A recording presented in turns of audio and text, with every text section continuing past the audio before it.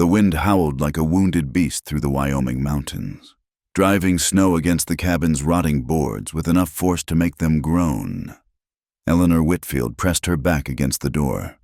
Her wedding dress, once pristine white silk, now torn and muddied beyond recognition. Ice crystals clung to the delicate lace, turning it into something that looked more like a shroud than a bridal gown. She'd been running for 3 days. 3 days since she'd fled the church in Philadelphia, leaving behind a congregation of society's finest and a groom she'd never chosen. Marcus Pemberton, heir to a railroad fortune, had looked at her the way a man might examine a prize mare checking teeth, evaluating breeding potential. The marriage contract between their families had been signed before she'd even known of its existence. The cabin offered little protection from the storm. Wind whistled through gaps in the walls, and snow piled in small drifts across the earthen floor. Eleanor's fingers, blue with cold, fumbled with the matches she'd found in her traveling case. The third one finally caught, revealing the cabin's sparse interior: a rusted stove, a wooden table with one broken leg, and a narrow cot pushed against the far wall. Her stomach cramped with hunger.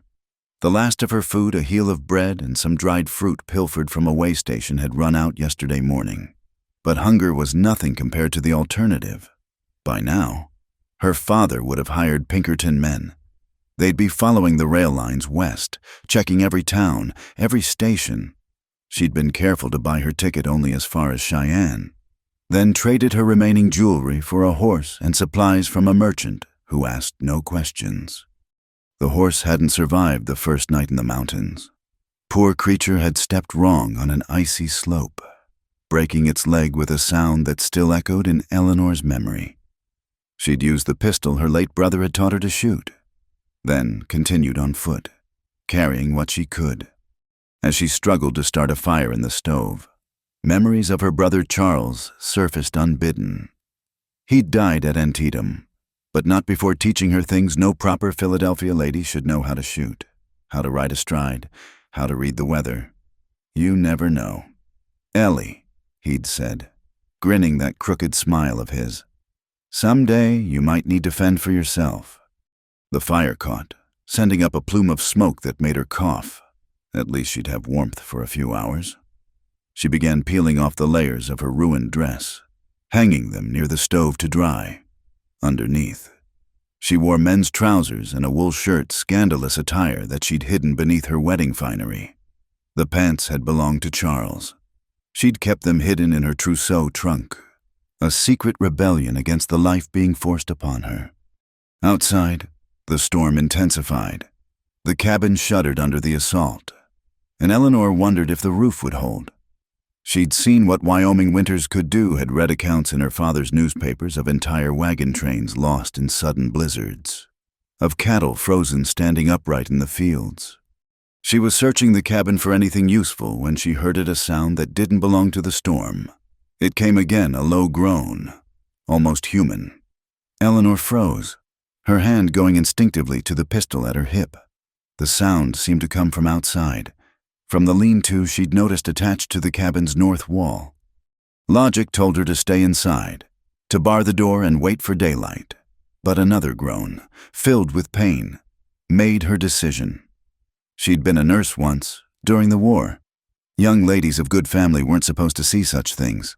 But after Charles died, she'd defied her parents and volunteered at a field hospital. She'd lasted 6 months before typhoid fever nearly killed her and her father dragged her home. Eleanor wrapped herself in a moth-eaten blanket from the cot and ventured back into the storm. The lean-to was barely standing, its door hanging by one hinge. Inside, covered in snow and blood, lay a man. He was big over 6 feet, with shoulders that strained the fabric of his coat. Dark hair matted with blood obscured part of his face. His breathing was shallow, labored. A Winchester rifle lay beside him, and his hand still clutched a Colt revolver. The blood trail led from outside, already being covered by fresh snow. He'd dragged himself here, seeking shelter. Eleanor knelt beside him, her trained hands already moving to assess his injuries. The worst was obvious, a bullet wound in his left shoulder. still seeping blood. His coat was frozen to the wound, and she'd need to get him inside before she could do anything more. "Sir," she shook him gently. "Sir, can you hear me?" His eyes opened gray as the storm outside, unfocused with pain and cold. For a moment, they sharpened, taking in her face, her strange attire. "Angel," he murmured, his voice rough. "Come to collect me." "Not an angel," Eleanor said firmly. "But I am going to try to help you. Can you stand? We need to get you inside." He tried to push himself up, groaning with the effort. Eleanor got her shoulder under his good arm, using strength she didn't know she possessed to help him rise. Together, they staggered the few feet to the cabin door, the man's weight nearly driving her to her knees. Inside, she lowered him onto the floor near the stove. His clothes were soaked through, already starting to freeze. She'd have to get them off him. Propriety be damned. As she worked at the buttons of his coat, she noticed the quality of the garment, expensive wool, well-tailored. His boots were custom-made, his gun belt tooled leather with silver conchos. This was no ordinary cowhand. "Who shot you?" she asked, more to keep him conscious than from curiosity. His eyes, half closed, fixed on her face. "Land. Dispute," he managed. "Thornton's men." Eleanor had heard that name in Cheyenne. Josiah Thornton, cattle baron, suspected rustler, and a man who solved problems with lead rather than law. She finally got his coat off, revealing a blood-soaked shirt beneath. The wound was bad, but not fatal if she could stop the bleeding and prevent infection. She'd need hot water, clean cloth, and something to dig out the bullet. The cabin yielded little, a half-empty bottle of whiskey under the cot, some relatively clean rags in a trunk, and a hunting knife that would have to do. "This is going to hurt," she warned, pouring whiskey over the knife blade. "Can't hurt worse than—" He trailed off, teeth clenched against the pain. Eleanor had seen stronger men scream when she probed for bullets. This one barely flinched, though sweat beaded on his forehead despite the cold. His hands, she noticed, were scarred from rope work, but his face, beneath the blood and stubble, had the refined features of a man raised to better things. The bullet came out in pieces, soft lead that had mushroomed on impact. She worked by feel and instinct, remembering skills she'd tried to forget. When the last fragment clinked into the tin cup she'd used to catch them, the man had passed out, which was a mercy. She cleaned the wound with whiskey, packed it with the cleanest cloth she could find, and bound it tight. Only then did she realize her hands were shaking. She'd saved men before, lost them too, but never alone. Never in a place like this with a storm raging outside and no idea if either of them would survive the night. The man stirred, eyes opening to find her face. "Thank you," he whispered. "Don't thank me yet," Eleanor said. "We're a long way from safe." As if to emphasize her point, something heavy struck the cabin door, a branch, perhaps, or something else. She thought of the blood trail outside, of Thornton's men who might still be hunting. The storm would cover tracks, but it would also trap them here. She looked down at the stranger, at his pale face and the red seeping through the bandages. Whatever his story, their fates were now tied together. Two fugitives in a cabin that might become their tomb, while Wyoming winter raged outside, indifferent to their struggles. Eleanor added more wood to the stove and settled beside the wounded man, her pistol in her lap. Dawn was still hours away, and the storm showed no signs of breaking. The stranger's fever broke near dawn. Eleanor had spent the night alternating between tending the fire and checking his wound, watching the blood slowly stop seeping through the bandages. She'd seen enough battlefield injuries to know the real danger came after infection could kill just as surely as the bullet itself. His eyes opened as pale light filtered through the cabin's single window. For a moment, confusion clouded his features. Then memory returned. His hand moved instinctively toward where his gun should be. "Easy," Eleanor said, showing him the Colt she'd placed safely out of reach. You're in no condition for gunplay." He studied her with those storm-gray eyes, taking in details he'd missed in his delirium. The men's clothing, the capable hands, the way she'd held herself alert. Ready. Not what he'd expected from the angel he'd imagined. "You're not from around here," he said. It wasn't a question. "Neither are you, judging by your hands." Eleanor gestured to his palms. "Rope scars, yes, but underneath those are gentlemen's hands. You haven't been working cattle all your life." A ghost of a smile touched his lips. "Observant. You have medical training." "Some." She didn't elaborate. The less he knew about her, the better. "Can you manage some water?" She helped him drink from a tin cup, noting how his hand shook with the effort. Strong as he appeared, the blood loss had taken its toll. She'd need to get food into him soon, but the cabin's larder was as bare as her own supplies. "Name's Caleb," he offered. "Caleb Mercer." Eleanor hesitated. Giving her real name felt dangerous, but lying to a man she'd just saved seemed wrong. "Eleanor," she said finally, omitting her surname. "Eleanor." He tested the name. "You saved my life." "The day's not over yet." She checked his bandages again, satisfied to see no fresh bleeding. "Tell me about Thornton's men. How many?" "4, maybe 5, ambushed me near Miller's Creek." His jaw tightened at the memory. "Wanted me to sign over water rights. When I refused, they shot you and left you for dead." "Would have been, if not for you." He tried to sit up, grimaced, and Eleanor pushed him back down. "They'll come looking when they realize I'm not where they left me." "The storms covered any tracks?" Eleanor said, though she wasn't as confident as she sounded. "How far is your ranch?" 2 days' ride in good weather. In this? He shook his head. "Might as well be in California." Eleanor moved to the window, peering out at the white landscape. The storm had lessened, but not stopped. Drifts reached halfway up the cabin walls. Even if Caleb could travel, they'd never make it far in these conditions. "You haven't asked," Caleb said quietly. "Asked what?" "What a woman is doing alone in a line shack, dressed like a man, in the middle of a blizzard." Eleanor kept her back to him. "You haven't asked what a wealthy rancher is doing without his crew, riding alone in hostile territory?" "Touches." She heard him shift, suppressing a groan. "Though I'd guess you're running from something, or someone." "And I'd guess you've got more enemies than just Thornton." She turned to face him. "But right now, our stories don't matter. Survival does." She set about taking inventory of their resources. The whiskey bottle was nearly empty. She'd used most of it on his wound.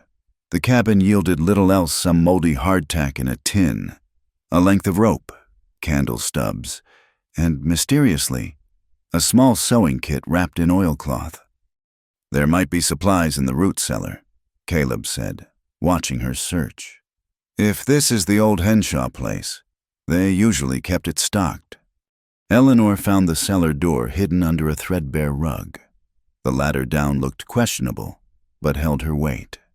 Below, preserved by the cold, she discovered treasure-canned goods. Salt pork wrapped in cheesecloth, dried beans, even a sack of flour only slightly infested with weevils. "Enough to last a week, maybe 2 if we're careful," she reported, emerging with an armload. Caleb raised an eyebrow. "Unless you're planning to tend that wound yourself." She set about making a simple meal. "I've seen too many men die from infection after surviving the initial injury. That shoulder needs proper care for at least a few days." As she worked, Eleanor felt him watching her. She'd grown used to men's stares in Philadelphia, appraising, covetous, dismissive.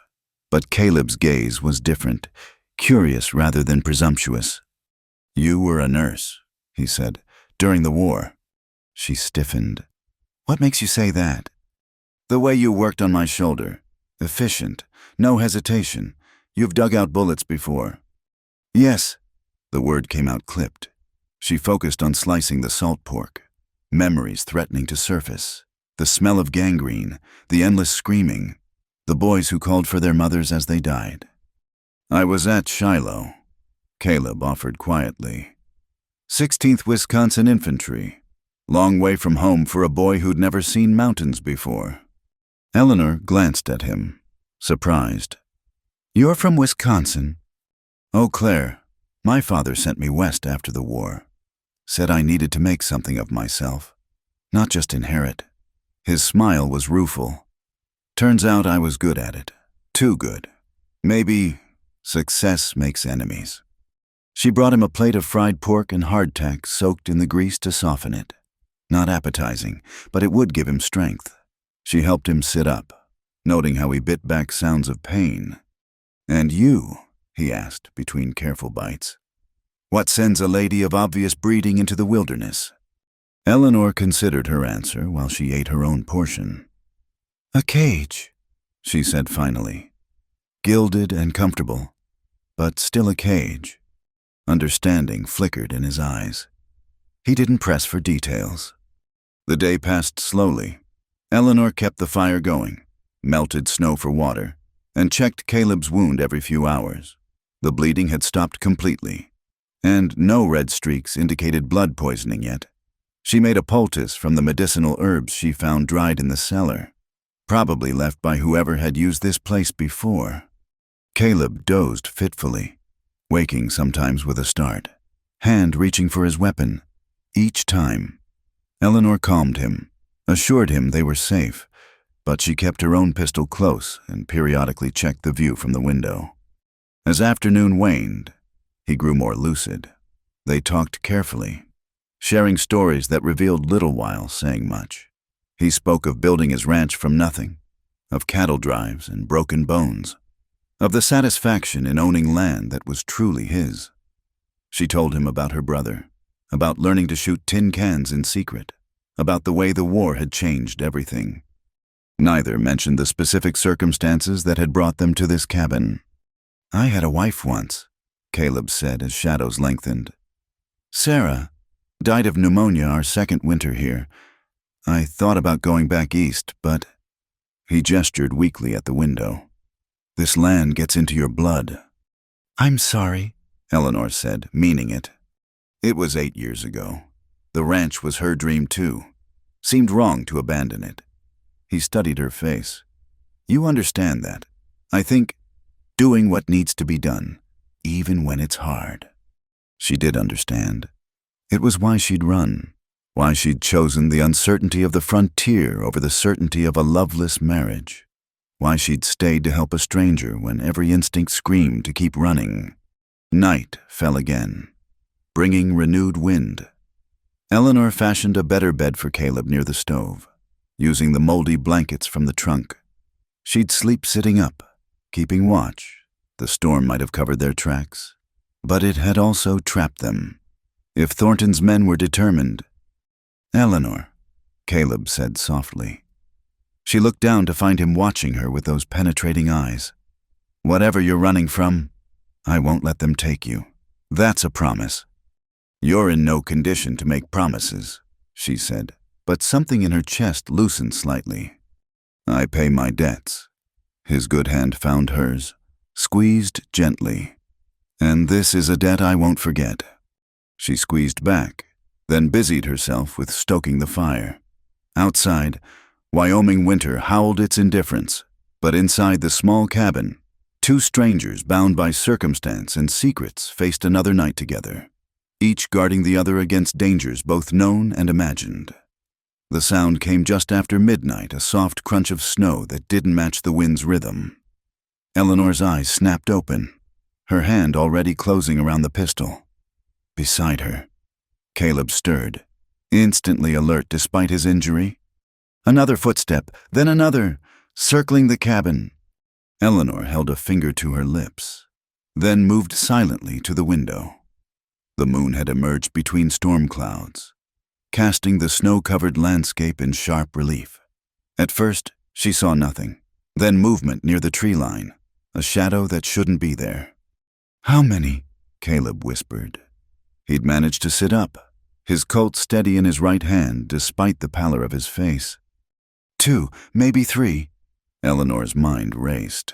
The cabin had only one door, one window. If they were surrounded.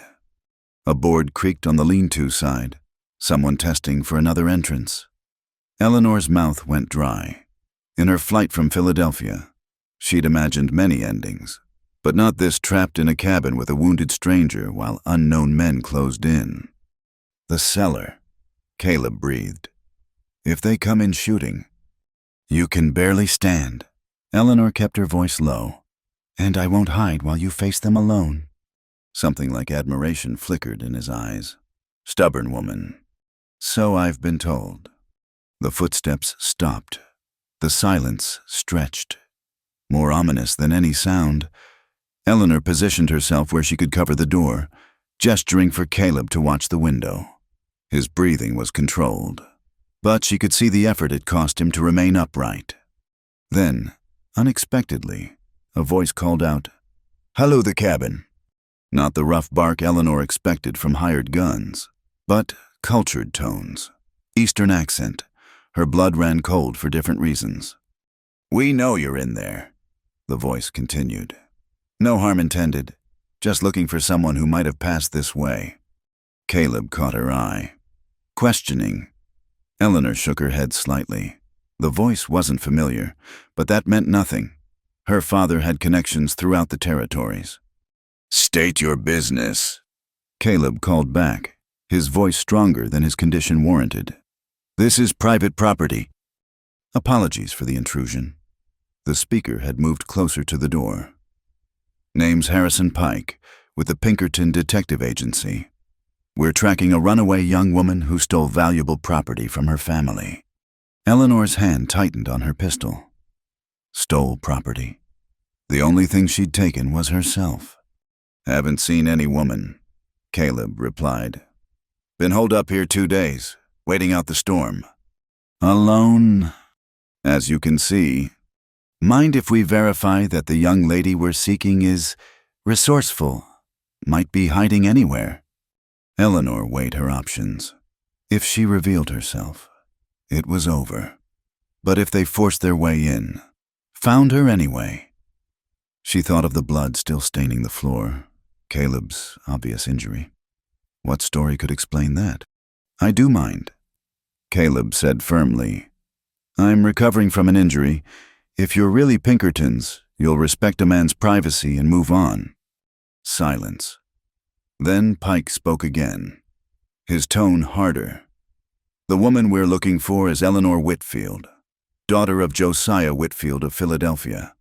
There's a substantial reward for her safe return, enough to make a man comfortable for life." Eleanor felt Caleb's quick glance, but didn't meet his eyes. So now he knew. Eleanor Whitfield, railroad heiress, runaway bride, worth more as a commodity than she'd ever been as a person. "Like I said," Caleb repeated. "Haven't seen any woman. Now, unless you have a warrant. I'll ask you to move on. Storm's breaking.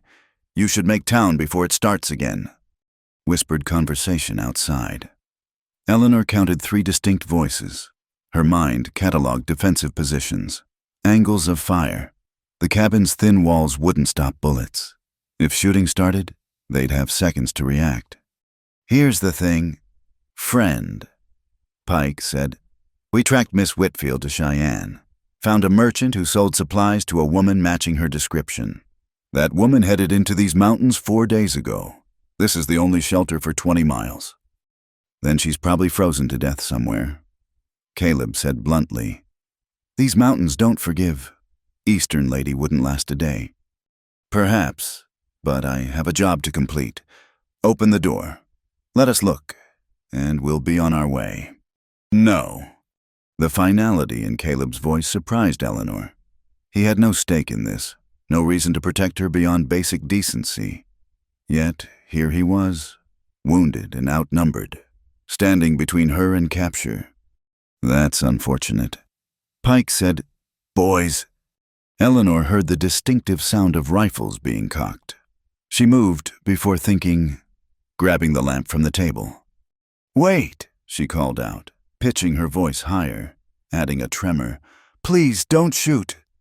"Eleanor, no," Caleb started, but she was already at the door. "I'm Eleanor Whitfield," she continued, not opening the door yet. "But please, this man is hurt. He had nothing to do with my running away. I found him injured and took shelter here.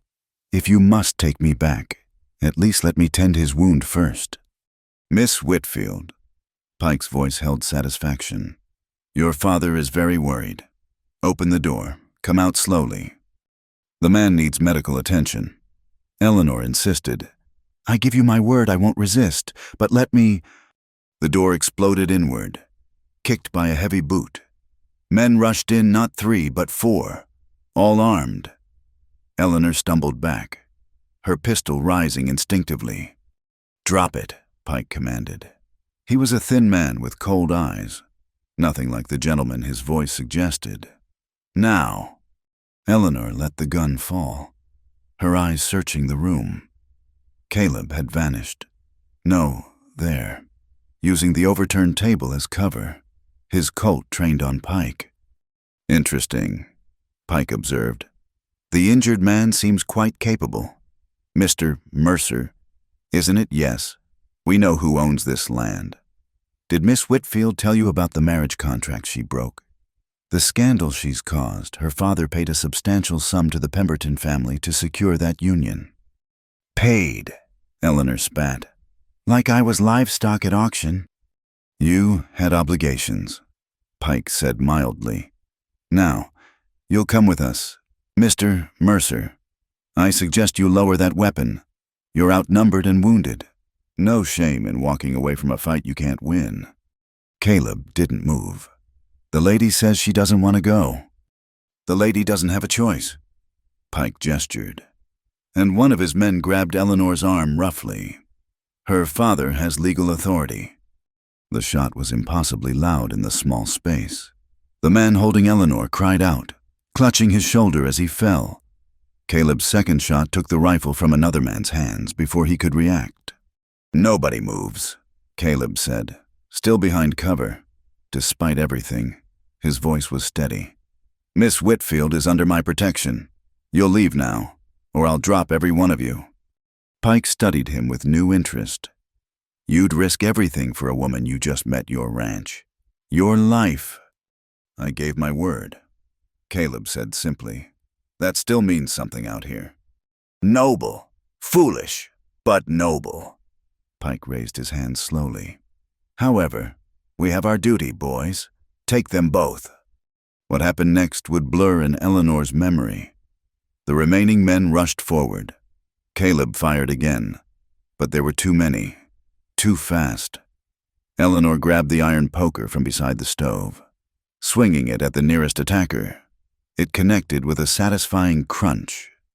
Then pain exploded across her skull, and the world tilted. She saw Caleb struggling with 2 men, his face twisted in pain as they wrenched his wounded shoulder. Saw Pike watching with detached interest. Saw her own blood dripping onto the cabin floor. "Enough," Pike's voice cut through the chaos. "We need them alive." Eleanor tried to focus through the spinning room. Caleb was on his knees, a rifle butt having found its mark. Blood ran from a cut above his eye. "Fascinating," Pike mused, looking between them. The runaway bride and the wounded rancher, defending each other like old lovers. There's more to this story. "Go to hell," Eleanor managed. Pike smiled thinly. "Eventually. But first, we have a long ride to Cheyenne.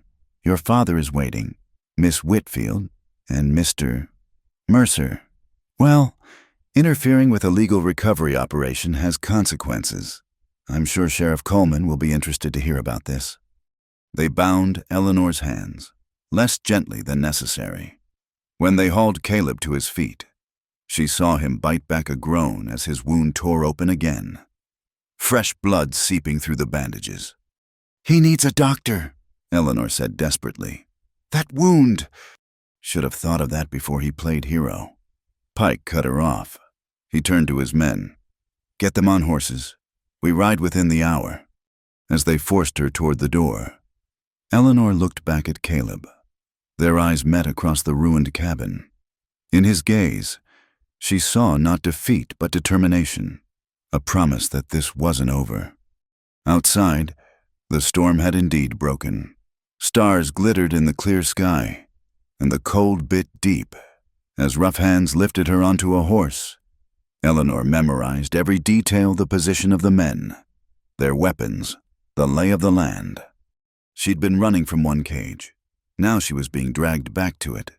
But something had changed in that cabin. She was no longer alone.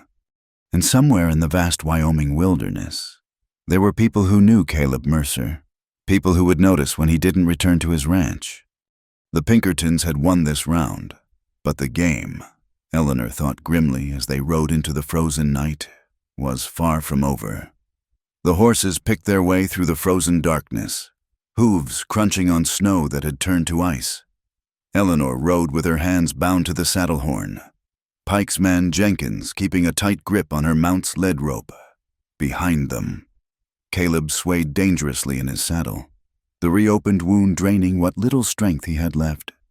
"He's going to fall," Eleanor said for the third time. "At least let me tend to him."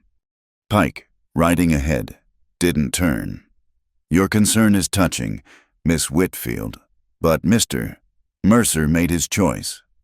They'd been riding for 2 hours, following a narrow trail that wound between towering pines. The Pinkertons had a camp somewhere ahead. Pike had mentioned fresh horses and supplies. Eleanor memorized every turn, every landmark.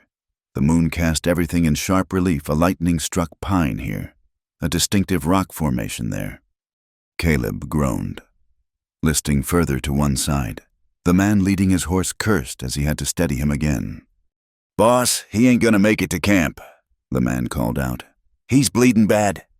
Pike finally reined in, turning to assess the situation with those cold eyes. 5 more miles. Dobson, he'll make it or he won't." "My father didn't hire you to bring back corpses," Eleanor said sharply.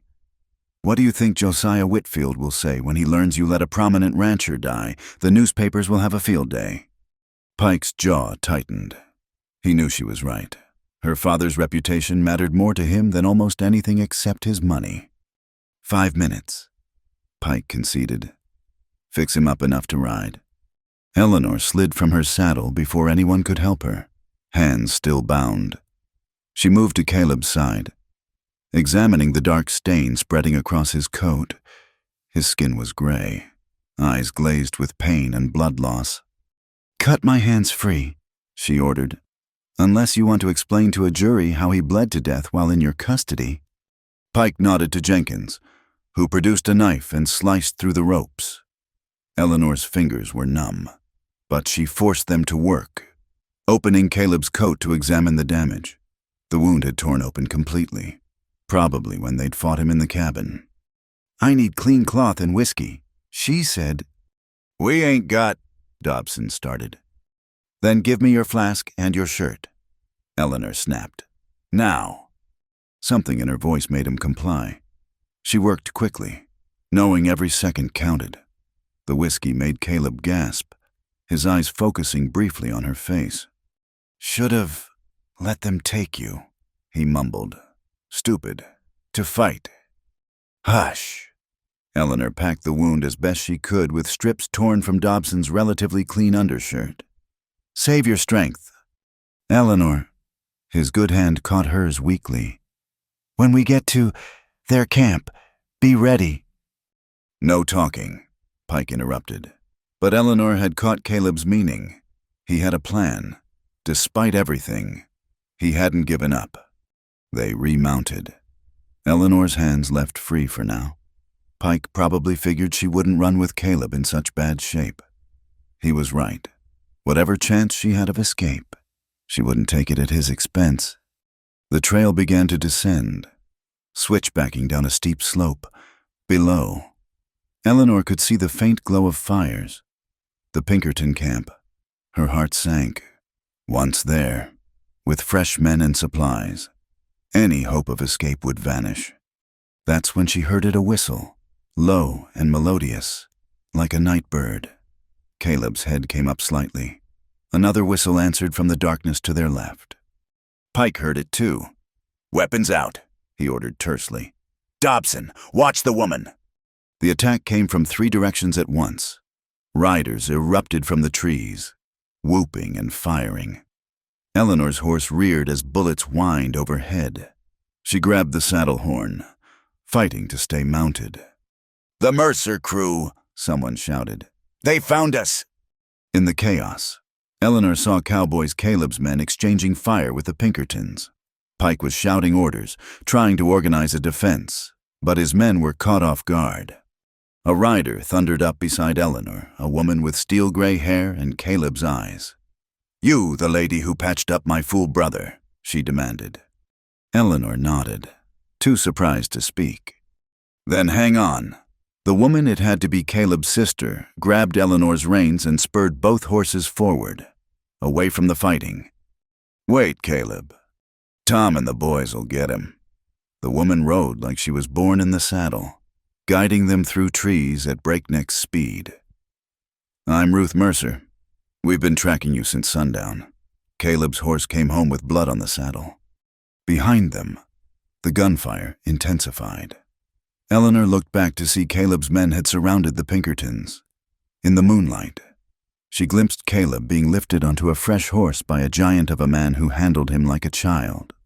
They rode hard for what felt like hours, but was probably less than one. Ruth led them down into a valley Eleanor hadn't seen from the trail, where more riders waited with spare horses. "Change mounts," Ruth ordered. "They'll regroup and come after us." As Eleanor struggled onto a fresh horse with cold, stiffened limbs, the cowboys who'd rescued Caleb arrived. The big man Tom still had Caleb in front of him on his horse. "He's in a bad way, Miss Ruth," Tom reported. "Lost a lot of blood." "The ranch?" Ruth asked. "Too far. Better make for the line shack at Copper Creek. It's fortified, and Doc Harmon can meet us there." They rode through the rest of the night, pushing the horses as hard as they dared. Eleanor stayed close to Tom and Caleb, watching anxiously as Caleb's head lolled against the bigger man's shoulder. The bandages she'd applied were soaked through again. Dawn was breaking when they reached Copper Creek.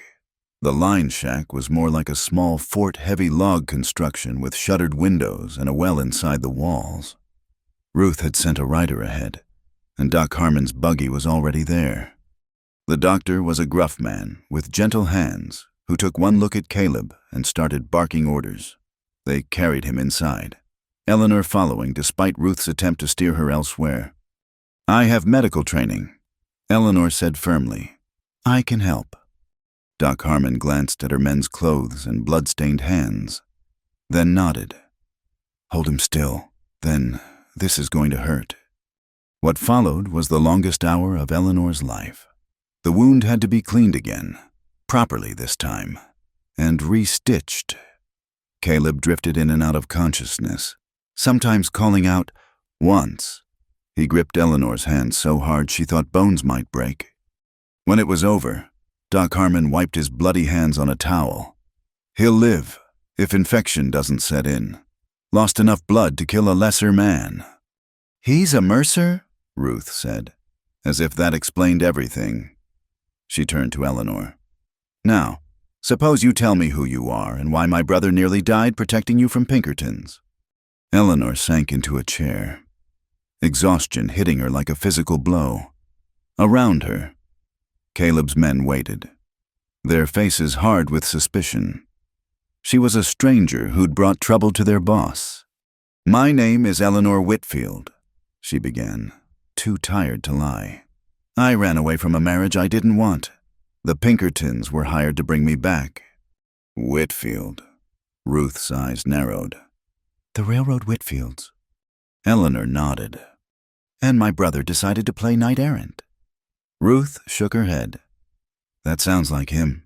Never could resist a lost cause?" "I didn't ask for his help," Eleanor said quietly. "I tried to make them leave without involving him." "But he wouldn't let them take you." It wasn't a question. Ruth studied her with those piercing gray eyes so like Caleb's. "Must have seen something in you worth fighting for." From the bed, Caleb stirred. His eyes opened.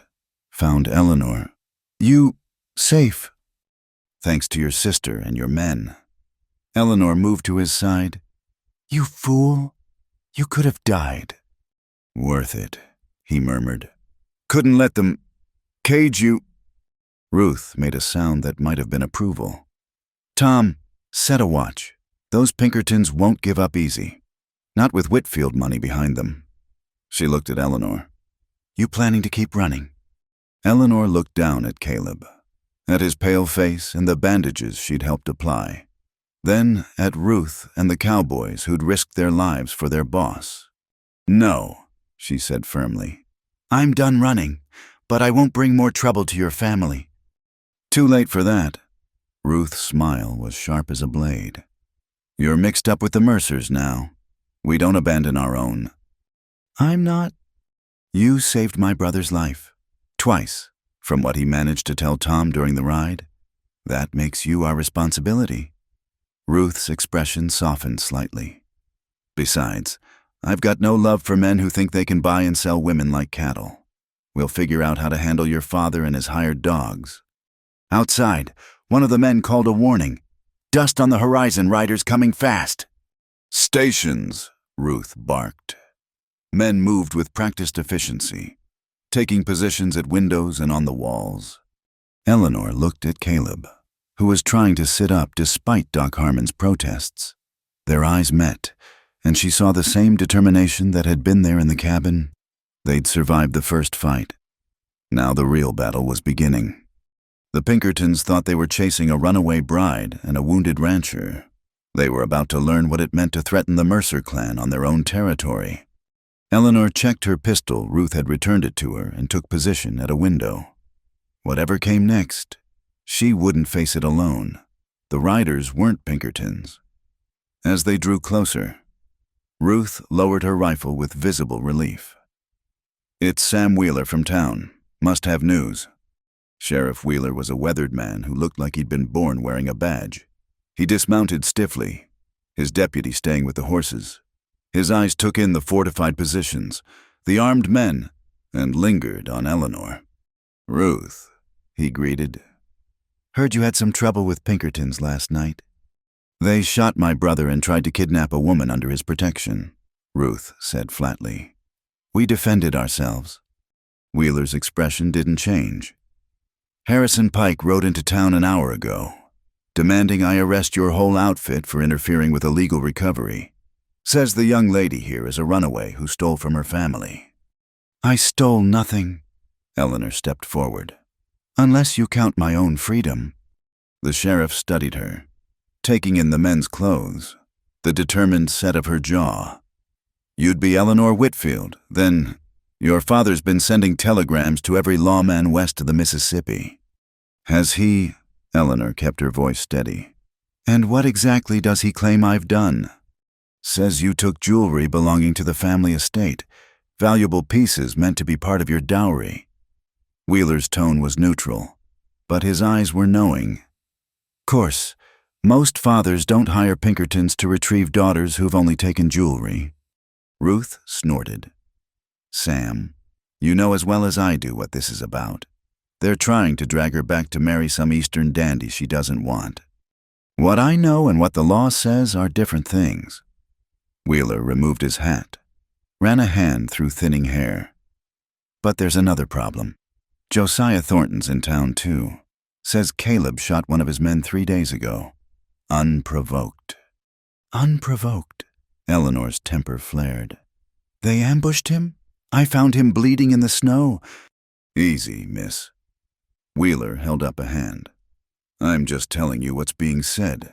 Thornton's got 2 witnesses swearing Caleb drew first in a dispute over water rights. From inside the main room, Caleb's voice called out weakly, Sam, that you! Wheeler moved past them into the house, Eleanor and Ruth following. Caleb had managed to prop himself up, though his face was still pale as parchment. Caleb, the sheriff's expression softened slightly. You look like hell. Feel worse. Caleb's attempt at a smile turned into a grimace. Sam, Whatever Thornton's claiming, save it. Wheeler pulled up a chair. I've known you 8 years, known Thornton longer. I can guess what really happened. But he's got witnesses and you've got, he glanced at Eleanor, a complicated situation. The lady saved my life, Caleb said firmly. Twice. Anyone tries to take her against her will, they'll answer to me. Which is noble, but you're in no shape to answer to anyone. Wheeler sighed. Here's how it stands. Pike's demanding I help him recover Miss Whitfield. Thornton wants you arrested for attempted murder, and I've got telegrams from powerful men back east asking questions I don't want to answer. Ruth crossed her arms. So what are you going to do, Sam? My job, which means investigating these claims properly. The sheriff stood. That'll take time.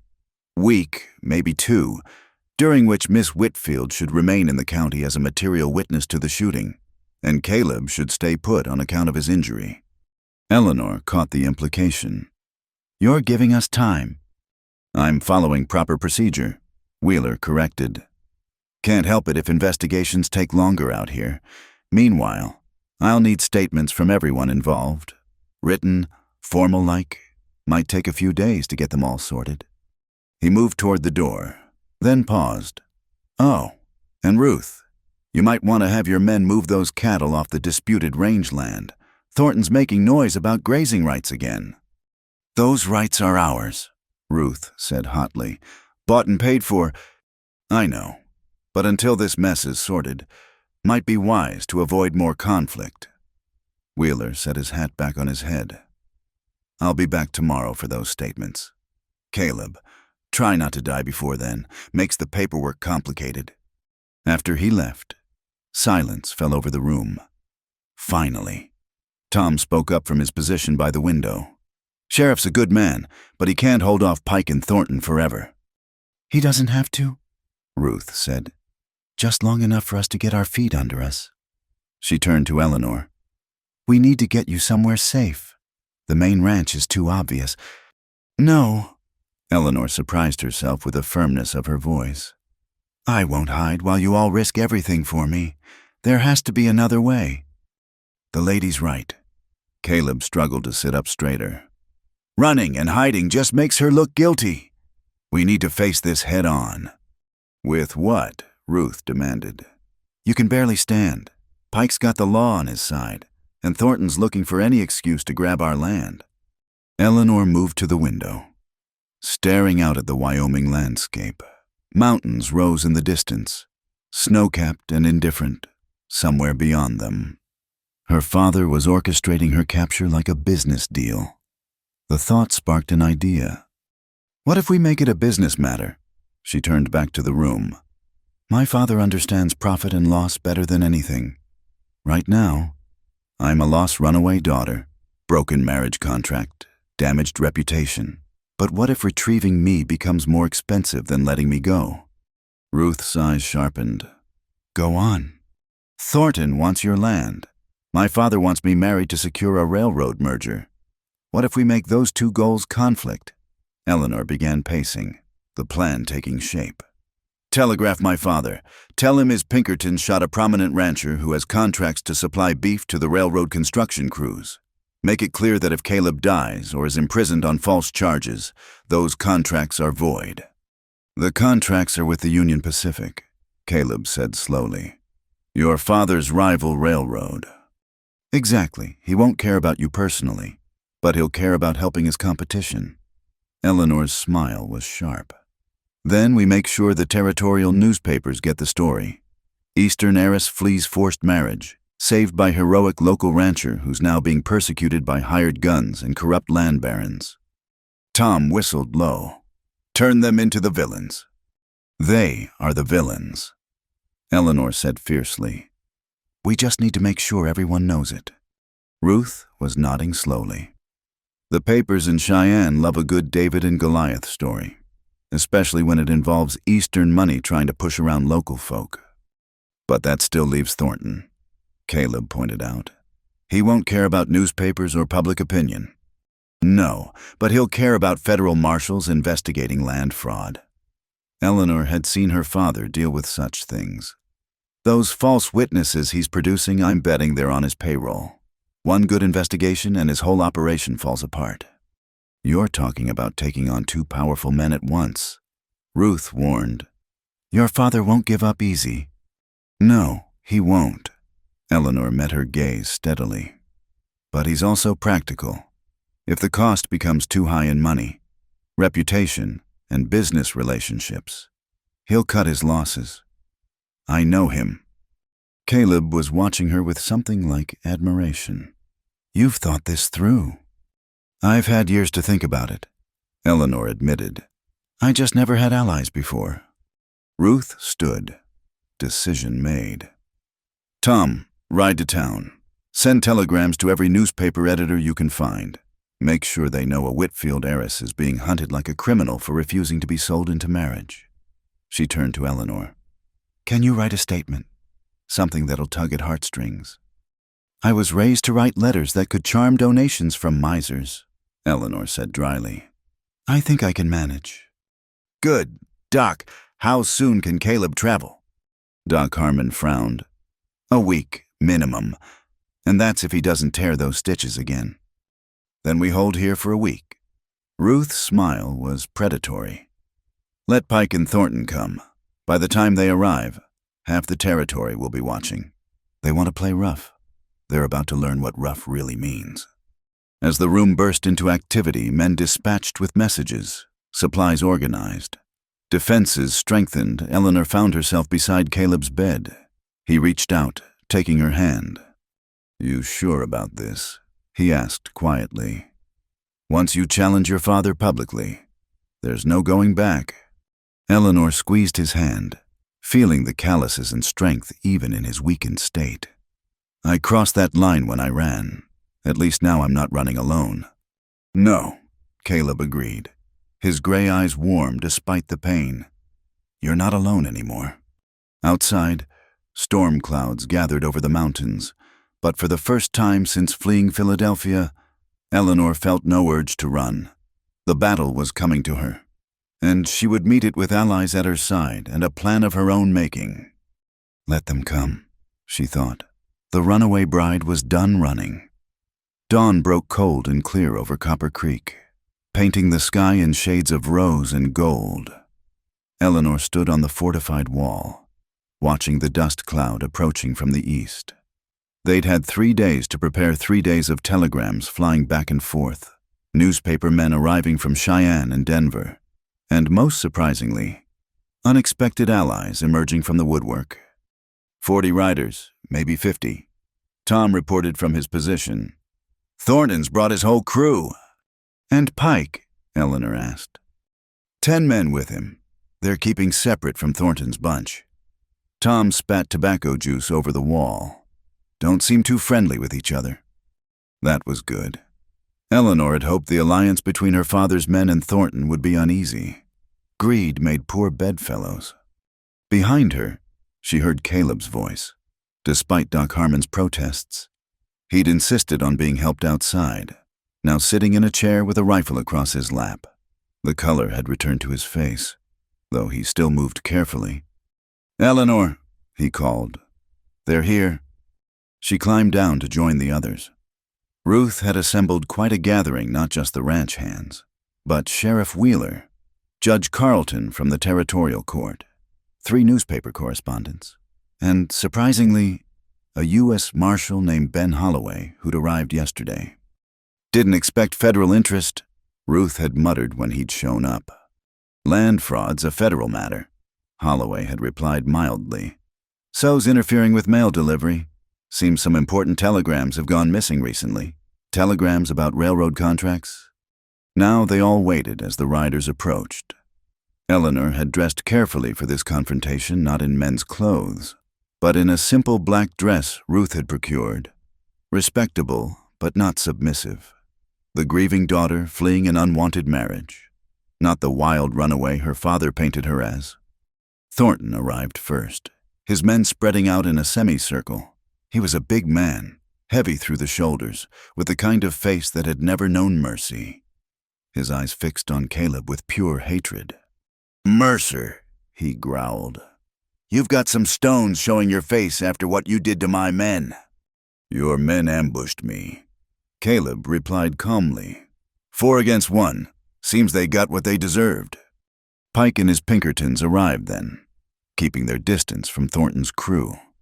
The detective looked less composed than he had in the cabin Dusty, tired, and clearly unhappy about the audience. "Miss Whitfield," Pike called out, "by the authority vested in me by your father and the laws of Pennsylvania." "Mr. Pike," Judge Carlton interrupted, stepping forward. "I'll need to see your legal documents. This is Wyoming territory, not Pennsylvania. Different jurisdiction." Pike produced a leather folder. "Writs of recovery, signed and sealed. The young woman is a minor under her father's guardianship." "I'm 23 years old," Eleanor stated clearly, making sure the newspaper men heard. "Well past the age of majority. Not when there's mental impairment involved." Pike countered. "Her father has doctors willing to testify that I'm mad because I won't marry a stranger."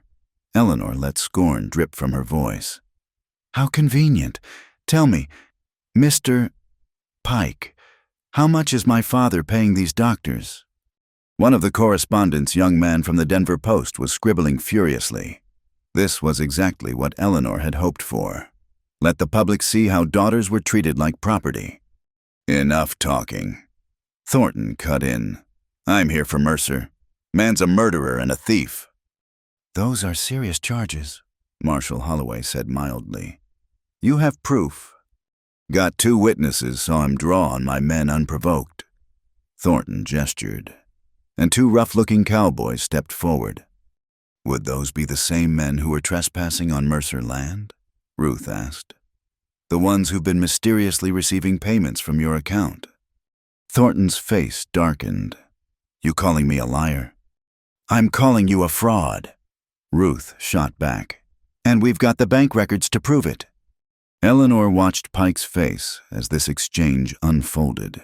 The Pinkerton was no fool. He could see how this was playing out. His association with Thornton was damaging his position. "Mr. Pike," Eleanor called out, pitching her voice to Carrie. "Did my father know you'd be working with a man who's under federal investigation for land fraud? Did he know you'd be party to attempted murder?" "Nobody attempted," Pike started. "Then what do you call 4 men ambushing one?" Eleanor stepped forward, letting passion enter her voice. "What do you call leaving a man to die in the snow? If I hadn't found Mr. Mercer, he'd be dead now. Is that the kind of justice my father pays for?" The newspaper men were eating this up. Eleanor could see them composing headlines: "Railroad Heiress Saves Dying Rancher," or "Eastern Money Allies with Western Corruption." Sheriff Wheeler cleared his throat. "Seems to me we've got conflicting stories here. Going to need a proper investigation. Judge, what's your ruling on Miss Whitfield's status?" Judge Carlton made a show of examining Pike's documents. "These writs are questionable at best. No Wyoming judge has signed off on them. And this claim of mental impairment?" He looked at Eleanor. "Young woman seems perfectly sound to me. Brave, even, saving a man's life in a blizzard." "This is ridiculous," Thornton snarled. "We've got 50 men. We'll take what we came for." "You'll try," Caleb said quietly. Despite his injury, the threat in his voice was real. "But you'll have to go through federal law to do it." Marshal Holloway stepped forward, his coat pulling back to reveal the badge. "Mr. Thornton, I'm placing you under arrest for suspicion of land fraud, conspiracy, and attempted murder. You boys want to make this hard." The tension stretched taut. 50 armed men against a handful of defenders. But now, with the law watching, with the newspapers ready to report every detail, Eleanor held her breath. Then, unexpectedly, Pike holstered his weapon. "Mr. Thornton's business is not mine," he announced. "I'm here for Miss Whitfield. Nothing more." "Coward," Thornton spat. "Yellow Eastern." "Practical," Pike corrected. "Miss Whitfield, your father is prepared to be generous. Return voluntarily, And he'll forgive everything, even provide a dowry for whatever marriage you choose. Eleanor laughed, surprising everyone. Whatever marriage I choose, as long as it's to someone who benefits him. You mean someone who'll vote his way on railroad matters? Be reasonable, Pike pressed. You can't stay here forever. Your father has resources, and I have friends. Eleanor interrupted. More importantly, I have the truth. Would you like to know what else I have? Mr. Pike. She reached into her pocket, producing a telegram. A message from Mrs. Marcus Pemberton, the woman who was supposed to be my mother-in-law. She thanks me for exposing what her husband really wanted, not a wife for her son, but a business merger. She's filing for divorce and taking her considerable fortune with her. Pike's face went pale. This was disaster for her father's plans, the Pemberton Railroad connections lost, the scandal enormous. Furthermore, Eleanor continued, I've been in contact with my mother's family in Boston. The Cabots are very interested in why their daughter's inheritance was used to finance a forced marriage. Their lawyers will be investigating. That was the killing blow. Eleanor's mother had died when she was young, but the Cabot money was tied up in trusts. If her father had misused it. You've made your point, Pike said stiffly. I'll report back to Mr. Whitfield. Tell him something else, Eleanor said, her voice carrying clearly. Tell him his daughter died in that church in Philadelphia. The woman standing here is Eleanor Freeman. I'm taking my mother's maiden name. I want nothing from him, and he'll get nothing from me. Thornton chose that moment to make his move, going for his gun. Marshal Holloway was faster, his weapon clearing a leather before Thornton's cleared his holster. Don't, the marshal said calmly. Your men might take us, but you'll be the first to die. That worth it to them? Thornton's men shifted uneasily. Without their leader, facing federal law, their courage wavered. Smart choice, Holloway said as Thornton slowly raised his hands. Now, you boys are going to turn around and ride out. Mister, Thornton's coming with me. Anyone wants to dispute that, we'll settle it legal-like in court. It was over that quickly. Thornton's men, leaderless and confused, began to disperse. Pike and his Pinkertons mounted up, the detective giving Eleanor one last look. Your father won't give up, he warned. Then he'll waste his money. Eleanor replied, I'm not property to be retrieved. Tell him that. As the dust settled and the riders disappeared, Eleanor felt Caleb's hand on her shoulder. She turned to find him standing, supported by Tom, but upright. Eleanor Freeman, he said, testing the name. It suits you. A new name for a new life, she agreed. Around them, the newspaper men clamored for interviews. The marshal led Thornton away in irons, and the ranch hands celebrated. But Eleanor only had eyes for Caleb, this man who'd bled for her freedom, who'd stood by her when he had every reason to turn away. What now? She asked softly. Now you heal. Ruth interjected, helping her brother back to his chair. Both of you, and then, she smiled. Then we'll see what comes next. The sun climbed higher, warming the winter air. Somewhere to the east, her father would be receiving reports of his failure. But here, in this place she'd found by accident, Eleanor Freeman began to imagine a future she'd chosen for herself. The battle was won, but the war for her independence had just begun, and for the first time in her life, she was eager to fight it. Spring came late to Wyoming that year, but when it arrived, it transformed the landscape with startling swiftness. The snow retreated to the highest peaks, revealing green grass that seemed to glow in the clear mountain light. Wildflowers pushed through the earth, Indian paintbrush, lupine, and prairie roses carpeting the meadows in brilliant color.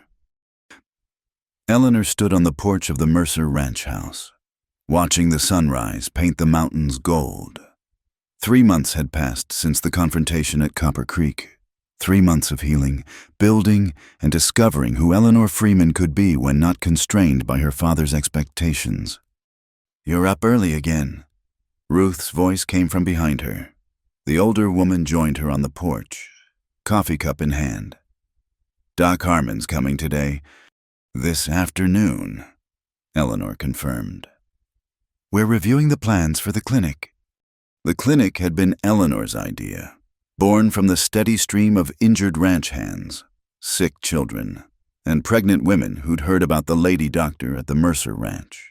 She wasn't a real doctor, she'd protested, but in a territory where the nearest physician was a day's ride away, her wartime training was more than most had access to.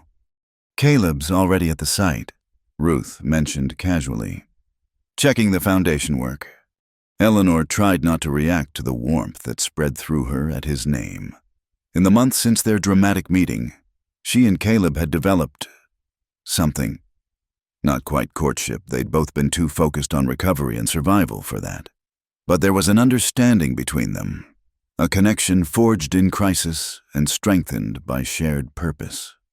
He shouldn't be lifting heavy stones, Eleanor said. His shoulder is fine. Caleb's voice interrupted. He came around the corner of the house, shirt dusty from work, a smile lighting his weathered face. Thanks to a certain stubborn nurse who wouldn't let me tear the stitches. Stubborn saved your life, Eleanor retorted, but she was smiling too. Ruth made a sound suspiciously like a snort. I'll go see about breakfast. You two try not to make moon eyes at each other where the hands can see. Bad for discipline. After she left, Caleb climbed the porch steps, standing close enough that Eleanor could smell sawdust and leather. Foundation's looking good. We'll be ready to raise walls next week. That's wonderful. Eleanor meant it.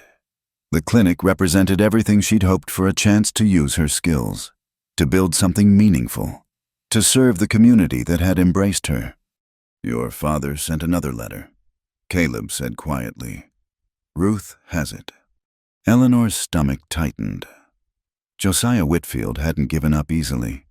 Letters arrived weekly, alternating between threats and bribes. The latest tactic had been offering to fund a hospital in Cheyenne if she'd just come home and marry appropriately. I don't want to see it, she said. You sure Ruth says this one's different? Eleanor was about to refuse again when she saw Tom riding hard toward the ranch, dust billowing behind him. He pulled up sharp, his horse lathered with sweat. Miss Eleanor Caleb. He was breathless. Stage got hit about 10 miles north. Raiders made off with the strongbox, but there's wounded. Driver said to fetch the lady doctor quick as we can. Eleanor was already moving. How many hurt? 3 passengers. Driver took a bullet in the leg. They got them to the Baxter way station. I'll get my supplies. Eleanor had assembled a proper medical kit over the months, stocked with instruments and medicines ordered from Denver. Caleb, can you? Already heading for the horses, he said. 20 minutes later, they were riding hard toward the way station, Eleanor's split skirt allowing her to ride astride. She'd scandalized half the territory the first time she'd appeared in the practical garment, but nobody questioned it now. The lady doctor did what was necessary. The scene at the way station was chaos. The stage sat tilted at an angle, one wheel damaged. Blood spotted the ground, and she could hear someone moaning inside the small building. Eleanor dismounted before her horse fully stopped, grabbing her medical bag. Inside, she found 4 injured people laid out on the floor. The driver's leg wound was serious, but clean. The bullet had passed through the muscle. A woman passenger had a gash on her forehead, already being tended by Mrs. Baxter. A young man held his obviously broken arm. But it was the 4th patient that made Eleanor's blood run cold. An older man, well-dressed despite the dust and blood, lay unconscious with a spreading red stain on his chest. That one's bad, miss, the driver gasped. Took a shot square on. Don't think he'll make it. Eleanor was already kneeling beside the man, her hands working automatically to assess the wound. The bullet was still inside, dangerously close to the lung. If it shifted... I need hot water, clean cloth, and whiskey, she ordered. Caleb, hold him steady. This is going to be delicate. For the next hour, she worked with intense focus, everything else fading away. The man's breathing was labored but steady. She had to extract the bullet without causing more damage, working by touch and instinct. When the lead finally came free, followed by a rush of blood that she quickly staunched, Eleanor sat back on her heels, exhausted. Only then did she really look at her patient's face. Her hands began to shake. Eleanor, Caleb noticed immediately. "What is it?" I know him." Her voice came out strangled. "That's James Morrison. He's my father's lawyer." Caleb's expression hardened. "The one who drew up the marriage contracts?" Eleanor nodded, her mind racing. What was Morrison doing here? Why take a public stage when her father could afford private transportation? Morrison's eyes fluttered open, focusing with difficulty on Eleanor's face. Recognition dawned, followed by something like relief. "Miss Whitfield?" "Freeman," Eleanor corrected automatically, even as she checked his bandages. "Save your strength, Mr. Morrison." "No, must tell you," he coughed, specks of blood on his lips. "Your father, he's dead." The world seemed to tilt. Eleanor heard Caleb's sharp intake of breath, felt his hand on her shoulder, grounding her. "When?" she managed. 2 weeks ago, heart gave out." Morrison's voice was barely a whisper. "I was coming to find you. The will." "Later," Eleanor said, but Morrison gripped her wrist with surprising strength. "You inherit everything. He changed it. After you left, said you were the only one with spine enough to run it right." Eleanor stared at the dying lawyer. Her father, who'd tried to sell her like cattle, had left her his empire. "There's a condition," Morrison continued with effort. "Must claim it, in person, within 60 days. Otherwise, goes to charity." Of course there was a condition. Even in death, Josiah Whitfield tried to control her. Morrison's breathing grew more labored. Eleanor did what she could, but she'd seen enough death to recognize its approach. He lasted another hour, long enough to press a sealed envelope into her hands. "Your mother would be proud," were his last words. Eleanor closed his eyes gently, then stood on unsteady legs. Around her, the other patients were stable, being tended by Mrs. Baxter and the men, but Eleanor barely saw them. "Eleanor," Caleb said softly, "what do you want to do?" She looked at him, this man who'd become so important to her. Then, at the envelope in her hands, her father's final manipulation, or perhaps his twisted attempt at amends. "I need air," she said. Outside, the Wyoming sky stretched endlessly blue. Eleanor walked to the edge of the station yard, Caleb following at a respectful distance. She opened the envelope with trembling fingers. The will was straightforward. Everything the railroad shares, the Philadelphia mansion, the business holdings left to my daughter Eleanor, who alone has shown the courage to defy me. The personal note attached was shorter. "You were right to run. I was wrong to try to cage you. Do better with this legacy than I did. Your father." Eleanor read it twice, then laughed, a sound caught between humor and hysteria. "He couldn't just say he was sorry. Even this is about control, about forcing me to choose." "You don't have to go," Caleb said. "The money, the power, it's not worth losing yourself again." Eleanor turned to face him. In the months since their meeting, she'd built a life here. The clinic, her work, the people who'd become family, and Caleb patient. Steadfast Caleb, who'd never asked for more than she was ready to give, but whose eyes promised everything when she was... "If I don't go, Charities get the money," she said. good charities, knowing my father, orphanages, hospitals." "Then let them have it.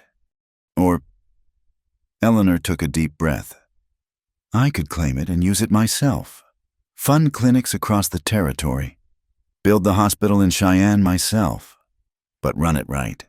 Help the homesteaders the railroad usually crushes. Caleb's eyes lit with understanding. Turn his empire into something that helps people instead of exploiting them.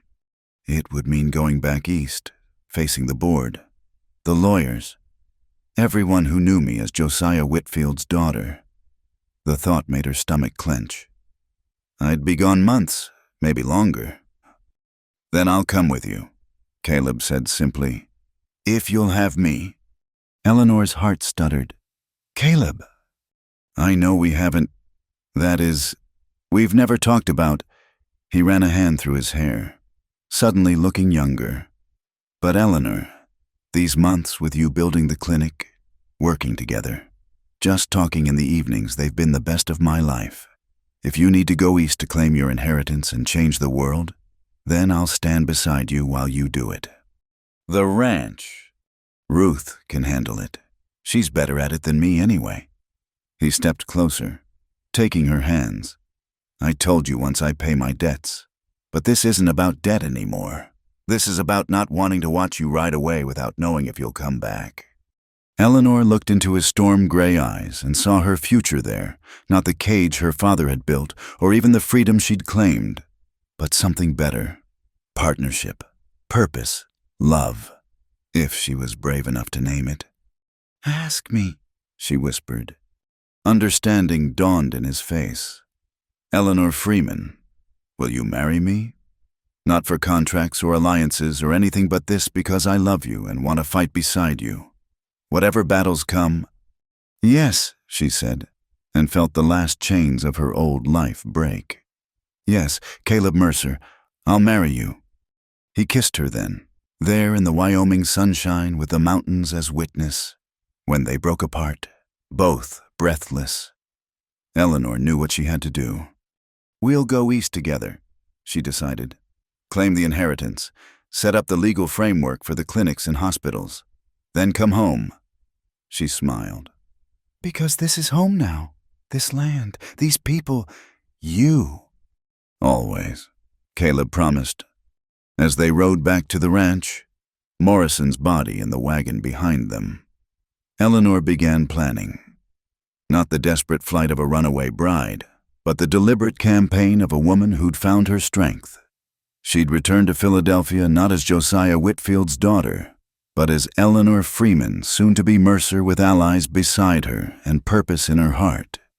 The spring wind carried the scent of sage and possibility. Behind them, the mountains stood eternal.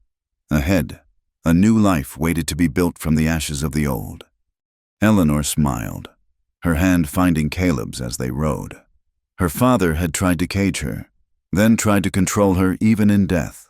But she'd found something he never understood, that true power came not from money or manipulation, but from choosing your own path and walking it with people who loved you for exactly who you were. The runaway bride was going home, but this time, she wasn't running from anything.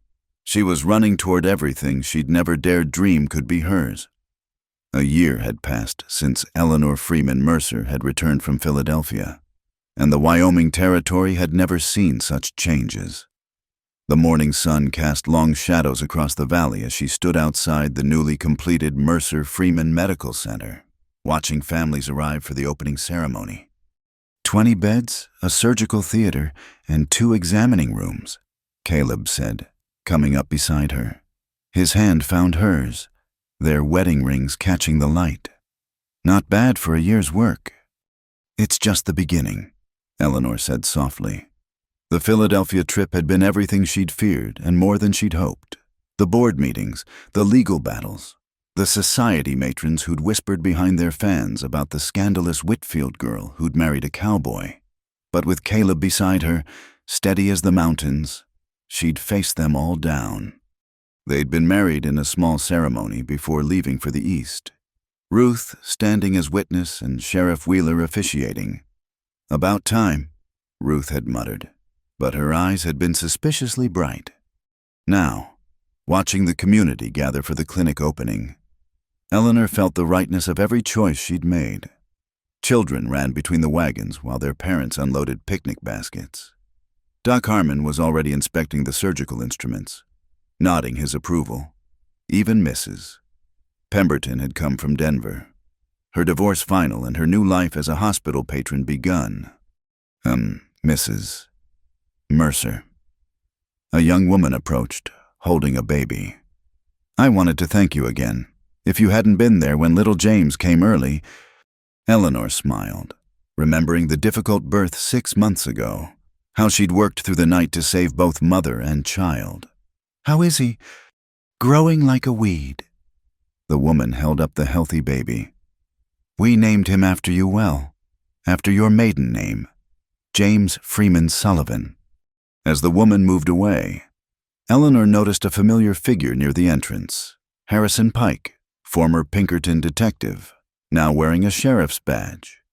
After Thornton's conviction for land fraud and attempted murder, Pike had surprised everyone by settling in the territory, claiming he was tired of chasing other people's problems. Mrs. Mercer, he greeted, tipping his hat. Fine-looking facility. Thank you. Sheriff Pike. The title still felt strange, but Pike had proven himself a fair lawman. I trust there won't be any trouble today. Not while I'm around. His smile was wry. Funny how things work out. A year ago I was hunting you across these mountains. Now I'm keeping the peace at your hospital opening. Life takes unexpected turns. Eleanor agreed. The ceremony began at noon. Ruth, as the senior Mercer, cut the ribbon. Eleanor gave a short speech about community and care, about how healing happened best when people helped each other. She announced that the hospital would serve everyone, regardless of ability to pay, funded by the Whitfield fortune now turned to better purposes. As the crowd toured the facilities, Eleanor found herself in the room she'd designated for children. Bright quilts made by local women covered the beds, and drawings from the school decorated the walls. This was her favorite part, the proof that medicine could be more than stark walls and suffering. Eleanor Caleb appeared in the doorway. There's someone here to see you. She followed him outside to find an elegant carriage waiting. A woman stepped out older, silver-haired, but with Eleanor's same determined chin. Eleanor's breath caught. Aunt Catherine. Catherine Cabot embraced her niece for the first time in over a decade.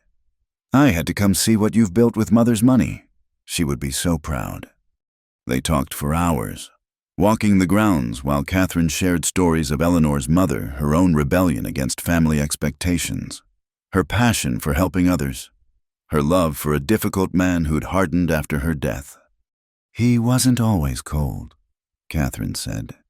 Losing her broke something in him. I think seeing you become your own woman reminded him too much of what he'd lost. As sunset approached, the celebration wound down. Families packed up their picnics, children were gathered, and wagons began the journey home. But Eleanor noticed many of the ranch hands lingering, setting up camp nearby. What's this? She asked Tom. The big man grinned. Well, ma'am, we figured the new hospital might need some protection its first few nights. Never know what kind of varmints might come sniffing around. Eleanor's throat tightened. These men who'd once viewed her with suspicion now stood guard over her dream. Thank you, she managed. Later, as stars emerged in the clear Wyoming sky, Eleanor and Caleb sat on their porch, not the grand house in Philadelphia she'd inherited and sold, but the solid ranch house they'd expanded together. The clinic lights glowed in the distance, a beacon of hope in the vast landscape. Any regrets? Caleb asked, his arm around her shoulders. Eleanor considered. The life she'd fled seemed like a distant dream, now corsets and calling cards, marriage contracts and gilded cages.